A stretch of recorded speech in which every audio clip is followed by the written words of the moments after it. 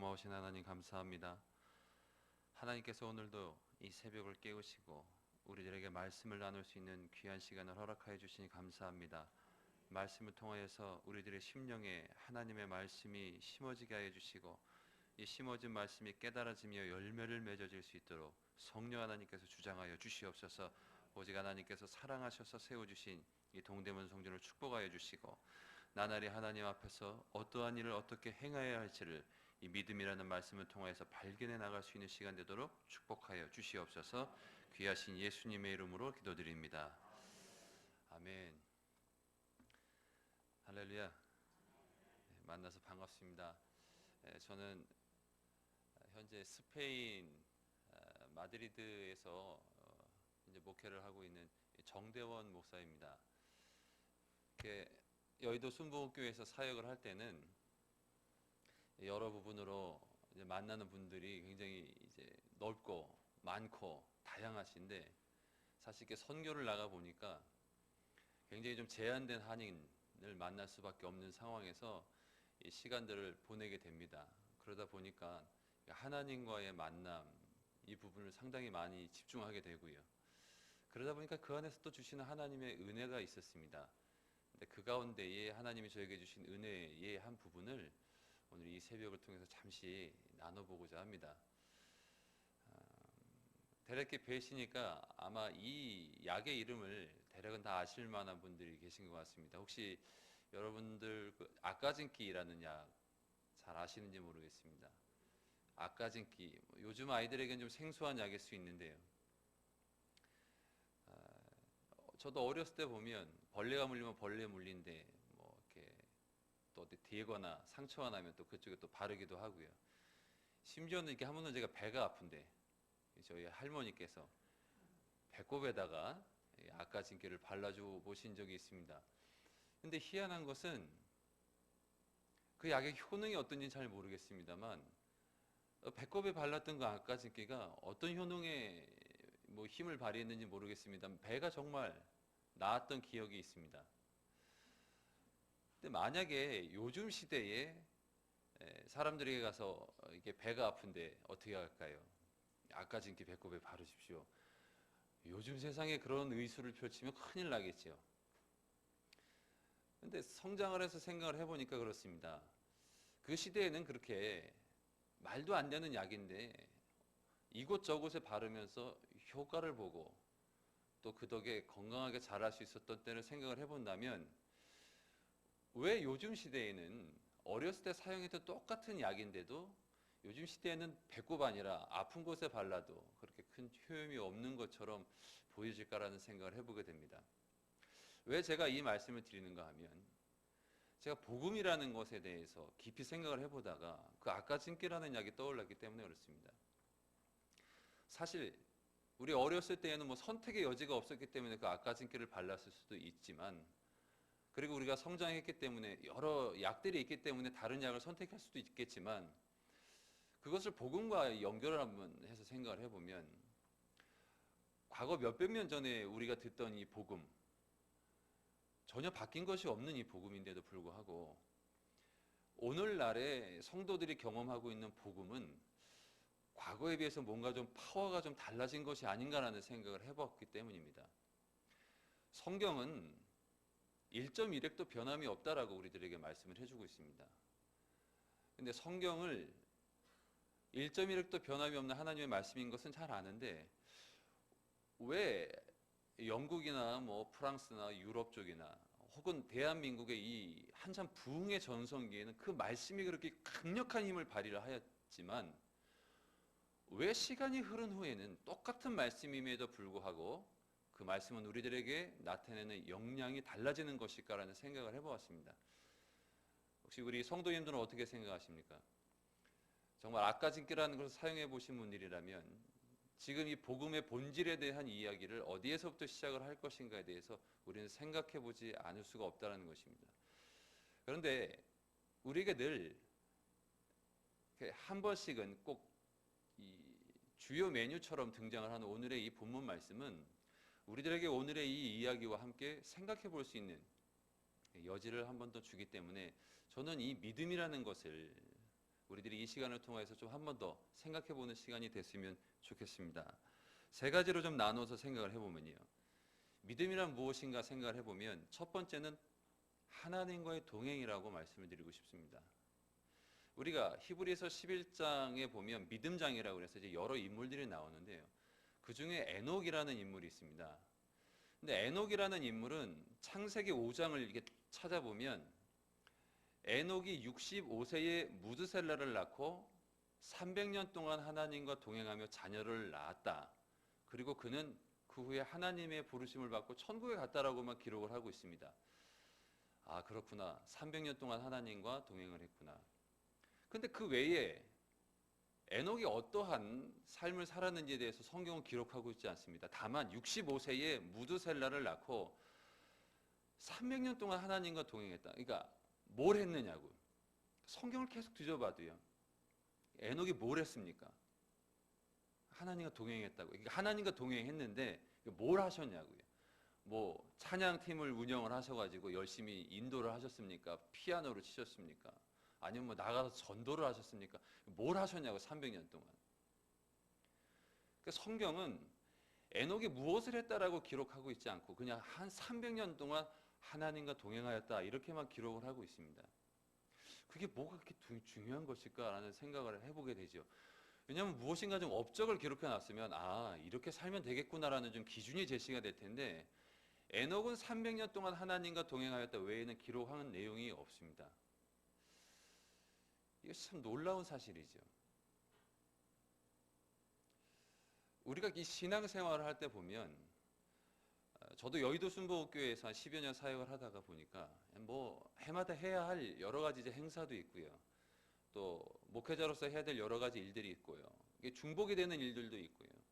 여러 가지 일들이 많습니다. 그런데 이렇게 한 10여 년 정도 몸이 이제 트레이닝이 된 다음에 선교를 나가니까 새벽에 나가도 한두 명, 많으면 한 4명, 어쨌든 아무도 안 오고요. 이게 뭔가 막 그런 싶은 생각이 듭니다. 왜냐하면 제가 저를 진단해 보았을 때에 병명을 딱 하나 내려봤습니다. 그게 워커홀릭이라고 혹시 들어보셨는지 모르겠습니다. 해석하면 일 중독입니다. 일 중독.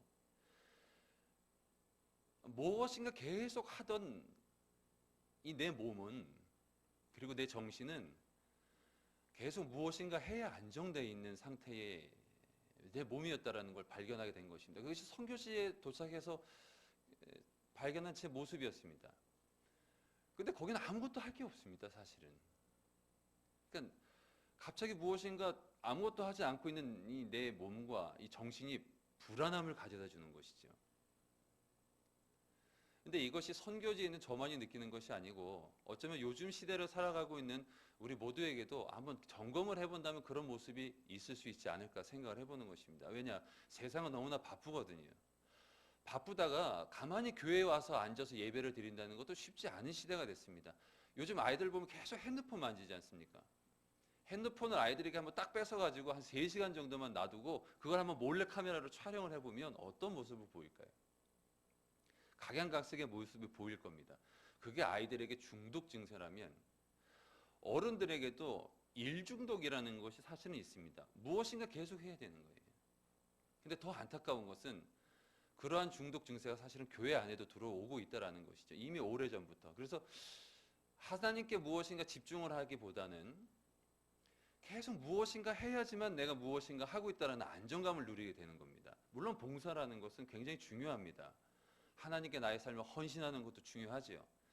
그러나 하나님이 나에게 늘 요구하시는 것은 동행입니다. 우리 연애해 보신 분들은 그것이 어떤 이야기인지 좀 잘 아실 거예요. 연애를 하다 보면 뭐 많은 이야기를 나누어서도 좋겠지만 같이 있는 것만으로 사실 너무나 좋기 때문에 집에 데려다 줬다가 또 왜 그렇게 또 우리 집까지 다시 데리고 왔다가 또 왜 거기까지 데려다 줬는지 뭐 그런 연애를 하던 분들도 있다라는 이야기를 들어보면 같이 있다라는 것만 해도 굉장히 좋은데 무엇인가를 계속 해주려고 하는 그런 모습들을 통해서 보면 과연 상대가 원하는 것이 무엇인가를 한 번 더 생각해 보는 이야기라는 것입니다. 근데 신앙생활도 왜 하나님의 에녹의 이야기를 기록을 해놓고 동행 하나만 말씀을 하셨는가를 생각을 해본다면 우리들의 신앙생활의 믿음의 출발은 분명히 동행일 것입니다. 그러나 믿음의 출발만이 아니고 믿음의 현재도 그렇고 믿음의 미래도 사실은 동행밖에 없다라는 것입니다. 내가 무엇인가 해야 된다면 그것이 결코 하나님과 동행 그것보다 앞설 수는 없다라는 것이지요. 저는 10의 1조라는 것도 꼭 해야 된다라고 믿습니다. 알고 있는 것이 아니고 믿습니다. 봉사도 꼭 해야 된다라고 믿습니다. 그러나 동기부여라는 것을 한번 생각을 해보면 좀 위험한 신앙생활 하시는 분들도 저는 봤습니다. 내가 봉사를 하기 때문에 하나님을 사랑하고 있다라는 것을 증명하려고 하는 사람들이 아주 가끔은 있다라는 것입니다. 내가 10의 1조를 하기 때문에 하나님을 사랑한다는 것을 증명하고자 하는 위험한 노선을 걷는 분들도 보았습니다. 이게 똑같은 것이지만 동기부여에 따라서는 사실 굉장한 차이를 보일 수 있습니다. 내가 하나님을 사랑하기 때문에 10의 1조를 하고 내가 하나님을 사랑하기 때문에 봉사를 한다면 참 하나님도 좋아하실 텐데 기뻐하실 텐데 내가 무엇인가 하기 때문에 하나님을 사랑한다는 것을 증명하려고 한다면 우리는 더 많은 양의 일 중독에 빠질 수 있고 봉사 중독에 빠질 수 있는 위험을 가지고 있다는 것이죠. 이것이 사탄이 계속해서 우리들의 귓가에 노리고 있는 방법 중에 하나일 것입니다. 동행은 그냥 하나님과 함께 가는 겁니다. 믿음이라는 것은 그 동행이라는 것 하나만 생각을 해보면 훨씬 하나님의 말씀에 귀를 기울이고 하나님이 나에게 지금 무엇을 원하시는가를 찾기에 그렇게 어렵지 않다라는 것을 발견하게 된다는 것입니다. 두 번째로 믿음이라는 것을 생각해 보면 결단이라는 것도 생각을 해보게 됩니다. 믿음장에 보면 아브라함이 등장을 하고요. 또 노아라는 사람이 등장을 하는데 아브라함은 갈 바를 알지 못했을 때 말씀을 따라갔습니다. 그래서 성경이 기록하고 있는 말씀입니다. 그러면 여러분 한 가지 질문을 드리면 아브라함의 조카가 누굽니까? 롯은 무엇을 따라갔을까요? 롯은 아브라함을 따라갔습니다. 아브라함은 말씀을 따라갔어요. 갈 바를 알지 못했을 때 그것도 75세라는 연세에 하나님이 지시할 땅으로 가라라는 그 말씀 한마디만 듣고 갔습니다. 아브라함은 분명히 말씀을 듣고 간 거예요. 근데 롯은 아브라함을 따라갔습니다. 말씀을 따라간 게 아니었습니다. 이 두 가지 양상이 어디에서 차이가 나느냐? 고난이 닥칠 때마다 차이가 납니다. 아브라함에게도 고난은 있었지요. 여러 가지 고난이 있었습니다. 그런데 아브라함은 고난이 올 때마다 말씀을 붙잡고 갔습니다.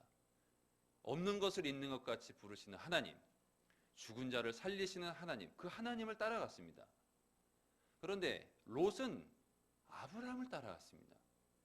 그러다 보니까 문제가 있을 때마다 아브라함과 부딪히고 종들과 부딪히고 인간적인 방법을 계속 모색해 보게 되는 것이죠. 하루는 빈손으로 나왔던 그 아브라함의 조카 롯이 자기의 소유와 삼촌의 소유들이 부딪히니까 계속 그 부딪히는 것을 참지 못하고 막 충돌을 합니다. 이 충돌을 할 때에 그래도 그 아브라함이 조카를 너무너무나 사랑하는 마음으로 얘야 이러면 되겠느냐? 네가 좌하면 내가 우하고 네가 우하면 내가 좌할게. 그러면 빈손으로 나온 자기를 이렇게 걷어주고 먹여주고 이렇게 많은 소유가 되게끔 도와준 삼촌의 입장을 생각한다면 좀 외람된 표현이지만 이 네 가지 없는 이 롯이요. 삼촌이 먼저 선택을 하십시오. 내가 빈손을 가지고 나와서 삼촌 따라와가지고 오늘날 이렇게 살게 됐는데 삼촌이 먼저 선택하셔야죠. 먼저 선택하십시오. 이것이 본분 아니었겠습니까? 이것이 예의 아니었겠습니까? 그런데 이 롯은 자기가 보기에 좋은 소돔과 고모라를 먼저 선택합니다. 성경은 그가 그곳을 선택한 다음에 하나님이 그곳을 멸망시킬 곳이다라는 것을 알지 못했다라고 성경은 기록합니다. 왜 몰랐을까요? 사람을 따라가기 때문에 그렇습니다. 우리도 신앙생활 하다 보면 하나님이 사람을 통해 역사하시는 때는 반드시 있습니다. 그런데 사람을 통해서 말씀을 하실 때에 그 말씀을 분별할 수 있는 분별력도 하나님이 우리들에게 분명히 주셨습니다. 그러니까 우리에게 신앙생활에 있어서 고난이라는 것이 계속 올 때에 사람들은 늘 두 가지로 나눠집니다. 말씀을 따라갈 것이냐, 사람을 따라갈 것이냐. 근데 말씀을 따라가면 당장은 아닌 것 같습니다. 근데 결국 말씀은 이루어냅니다. 사람의 말은 눈에 보이고 들리는 것이기 때문에 확실한 것 같지만 시간이 흐르고 나면 아무것도 없이 다 사라지는 것을 보게 됩니다. 왜냐? 사람은 재질 자체가 흙이에요. 흙은 부서지는 존재입니다.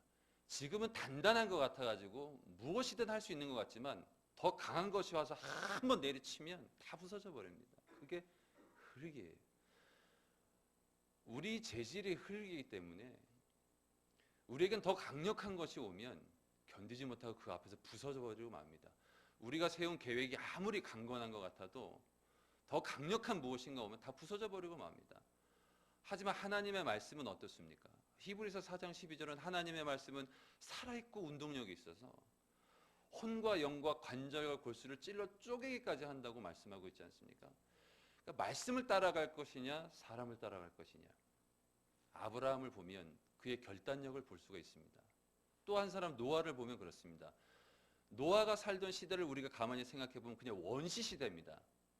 그 원시 시대에 법도 없고 경찰도 없고 아무것도 없는 시대였습니다. 그 당시에는 힘만이 존재하는 시대였습니다. 그래서 내가 힘이 있으면 지나가는 여인 중에 아름답다. 근데 옆에 남자가 2명 있다. 내 힘으로 제압하고 그 여자 뺏어오면 그만인 시대였습니다. 그러니까 내 능력, 내 힘이 강하면 나는 막 수백 명의 여인들도 취할 수 있는 시대가 노아의 시대였습니다.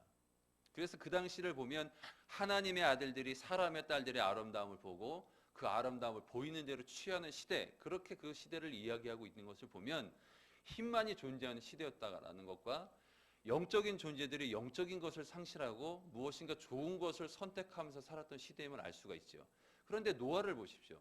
노아는 어떻게 기록하고 있는가? 그가 500세에 셈과 함과 야벳을 낳고 그리고 600세가 되기까지 고페르 나무와 역청이라는 재료를 가지고 방주를 짓습니다.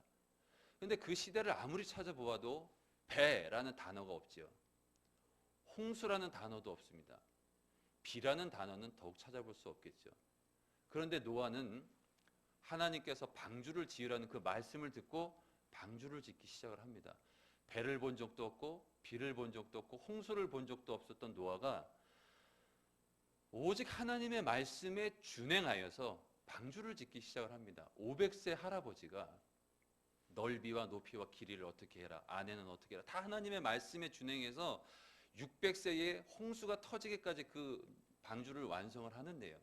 가만히 보면 노아는 아내가 한 사람이었습니다. 별로 놀라시지 않는 거 보니까 다 한 분이시라서 그러신 것 같습니다만, 좀 전에 말씀드렸듯이 그 시대는 내가 힘만 있고 마음만 먹으면 수많은 여인들을 내 아내로 둘 수 있고 수많은 죄를 짓고 살 수 있는 시대였습니다. 근데 노아는 일부 일처를 고집하고 살았습니다. 노아의 자녀들은 어땠습니까? 노아의 방주에 들어간 숫자를 성경이 기록하고 있는 것을 보면 노아의 8식구 했을 때 보면 4대 4입니다. 자녀들도 똑같이 일부 일처의 삶을 살았습니다. 저는 여기서 참 많은 감동을 받았던 것이 무엇인가 하면 그렇게 살아도 되는 시대에 그렇게 살지 않는 것을 선택했다는 것이 참 놀라웠다라는 것이죠. 내가 아내를 수백 명을 두고 살아도 되고 수많은 죄를 짓고 살아도 되는 그 시대에 그렇게 살지 않을 것을 선택했다라는 것이죠. 오늘의 이 시대는 어떤가? 저는 노아의 시대와 다를 바가 없다라고 생각합니다. 오히려 죄짓기는 요즘 세상이 훨씬 더 좋습니다. 돈만 있으면 얼마든지 음흉한 죄들과 은밀한 죄들을 저지를 수 있는 시대가 이 시대입니다. 인터넷이 발달했고 또 돈이면 뭐든지 할 수 있는 이 시대에 훨씬 더 우리는 죄에 노출되어 있는 삶을 살아가고 있습니다. 그렇다면 하나님이 우리들에게 노아를 통하여서 무엇을 결단하기를 말씀하실까? 한 가지입니다. 그렇게 살아도 되는 이 시대에 그렇게 살지 않을 것을 선택하라고 말씀해주고 있는 것이죠. 그게 믿음의 결단입니다. 내가 결단하고 그렇게 가겠다라고 했을 때 하나님이 도와주시는 것이죠. 그런데 사람들이 교회 다니면서도 그렇게 살고 싶은데요, 목사님. 잘 안 됩니다. 왜? 일단 다 그렇게 죄 짓고 살기 때문에도 그렇고 나도 죄에 대해서 너무 연약하기 때문입니다라는 이야기를 합니다. 그러면 누구나 다 그렇게 살 수 있는 시대에 그렇게 살지 않을 수 있는 힘을 어디에서 우리가 얻을 수 있는가? 저는 창세기 6장의 맨 마지막 절을 딱 발견했습니다. 그러나 노아는 야훼께 은혜를 입었더라. 창세기 6장의 맨 마지막 절은 노아의 그 시대를 이야기하고 노아가 그렇게 살았던 그 삶의 맨 마지막을 그러나 노아는 야훼께 은혜를 입었다라고 마무리를 합니다. 은혜밖에 없다는 것이. 그렇게 살 수 있는 세상인데 죄 짓고 살아도 되고 욕하고 살아도 되고 마음대로 살아도 되는 시대지만 그렇게 살지 않을 수 있는 힘을 어디에서 얻는가? 믿음이란 그 은혜 하나로 해석할 수 있다는 것입니다.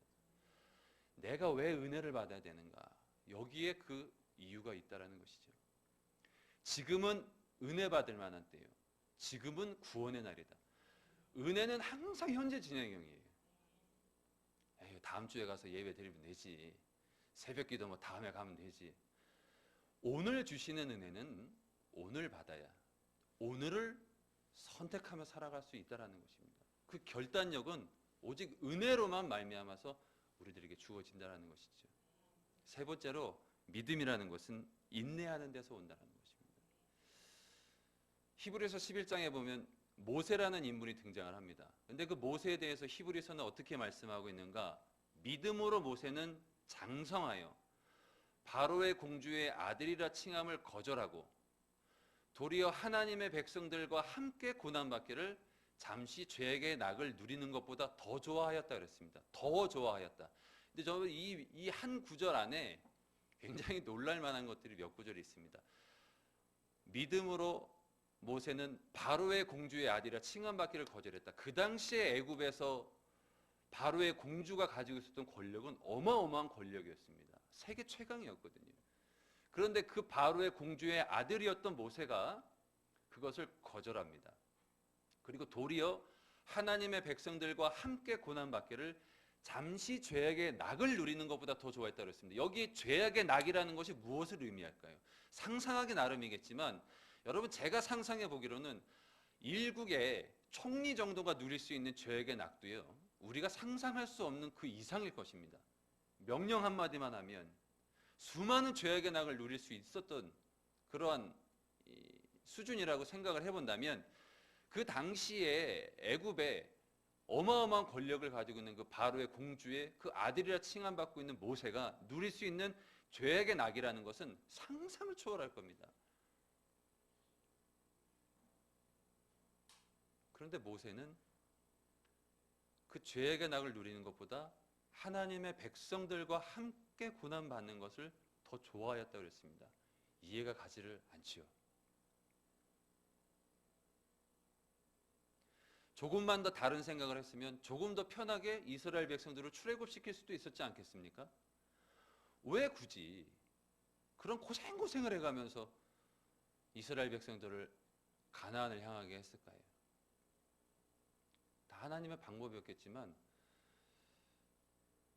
하나님이 그에게 말씀하시던 것에 대한 이 귀 기울임이요. 모세는 남다른 시간이 있었기 때문이라는 것입니다. 그것이 모세가 41세에서부터 80세, 그러니까 두 번째 인생을 살았을 때의 모습 때문이었을 것이라고 보여지는 것입니다. 모세의 인생을 3단계로 나눠봅니다.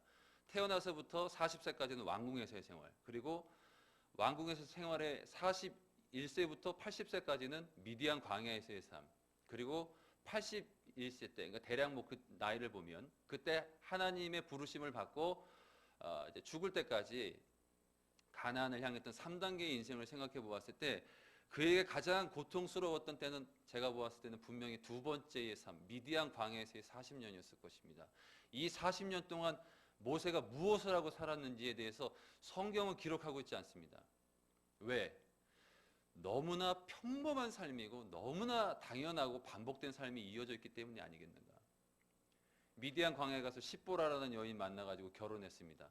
그리고 그 광야에서 할 수 있는 일이라고는 아침에 눈 뜨면 씻고 밥 먹고 양떼 데리고 나가가지고 풀 먹이고 양들 똥 싸고 똥 치워주고 그리고 해가 진력이면 또 데리고 오고 집안에 넣어놓고 잠자고 다음날 아침이라면 또 씻고 밥 먹고 또 양떼 데리고 나와서 풀 먹이고 똥 싸게 하고 뭐 가까이 오면 막 옆으로 물리치고 보호해주고 여러분 이 일을 40년 동안 한다고 한번 생각을 해보셨습니까? 그것도 세계 최강의 강대국인 애굽의 왕자로 살던 이 모세가 갑자기 그 광야에 가가지고 덩그러니 말도 안 통하는 양들과 40년을 사는 겁니다. 얼마나 애굽의 궁전이 그리웠을 것이고, 얼마나 먹던 음식이 그리웠을 것이고, 사람이 그리웠을 것이고, 어쩌면 여인이 그리웠을지도 모르고, 수많은 것들이 그리웠을 텐데, 매일같이 자기는 아침에 일어나면 씻고 나가가지고 양떼 데리고 나가서 똥 싸게 하고 먹이고 또 들어오고 다음 날이면 또 나가고, 이거야말로 정말 소망 없는 인생이지요. 근데 하나님이 40년 동안 모세를 그렇게 훈련을 시키십니다. 단물도 빼고 쓴물도 빼버리고 아무것도 못한다라고 고백이 나오는 너덜너덜한 노인이 될 때까지 하나님이 그냥 똑같은 일을 반복시킵니다. 그리고서 어느 날 하나님이 부르셔서 그에게 사명을 주시고 가라! 라고 할 때 나는 입이 어눌한 자고 말을 할 수가 없는 자라는 이야기를 하나님 앞에 고백할 때 보면 모세가? 이런 생각을 해보게 되는 것이죠. 왜 신앙생활에 우리가 인내가 필요하다라고 제가 모세를 통해서 말씀을 드리게 되었는가? 우리가 다 똑같습니다, 사실은. 내가 이렇게 똑같은 일을 반복해서 뭐 하지? 내일은 내가 또 뭘 해야 될까? 오늘처럼 똑같은 일을 할 수도 있겠지. 뭐 옷을 정리하고 오는 사람들 얼굴만 다르지만 똑같은 이 일들을 하는 내 삶 가운데에 이것이 정말 나에게 어떠한 의미가 있을까? 봉사도 마찬가지고 가족관계도 마찬가지고 내 삶이 너무 무료하고 좀 이상하지 않을까? 뭔가 좀 다른 것을 해야 하지 않을까? 아마도 우리는 매 순간을 이렇게 살아갈지 모릅니다. 그리고 저도 그렇게 생각을 하고 지금 선교지에 있습니다. 매일같이 같은 성도들의 얼굴, 뭐 3-4명, 뭐 4-5명 얼굴 보고 어느 날은 아무도 안 오는 그 성전, 비성전에서 하나님 앞에 막 2시간, 3시간 무릎을 꿇고 기도하면서 하나님 내가 언제까지 이러고 있어야 됩니까? 라는 질문을 많이 던져보게 되죠. 근데 모세를 통해서 하나님이 저에게 주신 은혜는 그거였습니다. 인내하라는 것이죠. 때가 되면 사명은 하나님이 주실 것이고 때가 되면 하나님이 원하시는 곳으로 원하는 일을 다시 맡겨주실 것이다. 그러한 믿음을 가지고 기도하게 됐습니다. 좀 말씀을 정리해 보겠습니다. 히브리서 11장은 우리들에게 참 소중한 말씀을 많이 전해줍니다. 근데 그것은 믿음인데요. 오늘 이 히브리서 11장 1절에서 3절의 핵심 구절은 저는 이렇게 봅니다. 믿음의 선진들이 이렇게 살았다라는 것이죠. 믿음은 바라는 것들의 실상이고 보이지 않는 것들의 증거지만 많은 믿음의 선진들이 이렇게 살았다라는 것을 보여준다면 우리들에게 하나님과의 동행이 얼마나 중요한 것이고 결단이 얼마나 중요하고 인내라는 것이 얼마나 중요한가, 즉 그것이 믿음의 삶이다라는 것을 성경은 우리들에게 짤막짤막하게 소개를 해주고 있습니다. 다만 이 짤막한 말씀들이 우리들의 삶에 그때그때 적용이 될 때 어떠한 믿음으로 에너지를 발휘하게 될지는 각자의 삶마다 다를 것입니다. 그러나 그럼에도 불구하고 이 짤막짤막한 한 구절들의 말씀이 믿음의 선진들의 교훈들이 우리들의 삶을 인내하게 만들고 결단하게 만들고 그리고 하나님과 동행하게 만들 수 있다면 저는 이 말씀 속에서 하나님이 주신 귀한 축복이 우리들에게 반드시 찾아올 것이라고 믿습니다. 하나님께서 주시는 이 짤막한 이 말씀들을 통하여서 우리들의 삶에 지금 하나님이 요구하시는 것이 무엇인가를 발견할 수 있고 그 가운데에 하나님과 동행하는 삶, 결단하는 삶, 인내하는 삶들이 우리 모든 성도님들의 삶이 되시길 주님의 이름으로 축원을 드리겠습니다. 기도하겠습니다.